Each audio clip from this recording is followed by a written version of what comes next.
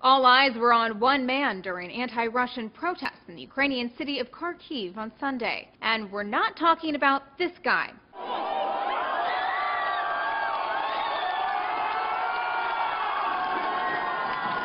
This was the scene as protesters toppled a massive statue of Soviet leader Vladimir Lenin. After the protesters sawed off his legs and pulled him down, the crowd rushed to grab pieces of the 26-foot-tall monument, one of the only such monuments left standing in Ukraine. Since February, when the country's pro-Russian president was ousted from power, over 150 Lenin statues have been toppled in different parts of Ukraine. The Lenin statues represent different things to different people. For some, they evoke a time of stability and Soviet tradition.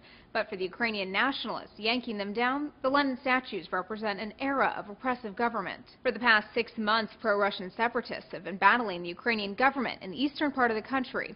Kharkiv has stayed relatively out of the fray, short of some protests.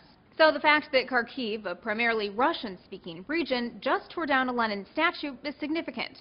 It's a gesture a writer at the Washington Post calls a signal of hardening Ukrainian attitudes toward Moscow. Though Russia's RT tried to soften that with the suggestion those who didn't want to see the monuments toppled were hesitant to intervene, after police on Saturday detained several dozen participants of the anti-war march labeled by authorities as separatists. The West and Kiev accuse Russia of not only stirring up separatist sentiment, but also directly supporting the pro-Russian insurgents fighting Ukrainian troops, all of which Moscow denies. For Newsy, I'm Elizabeth Hagedorn, multiple sources, a broader view.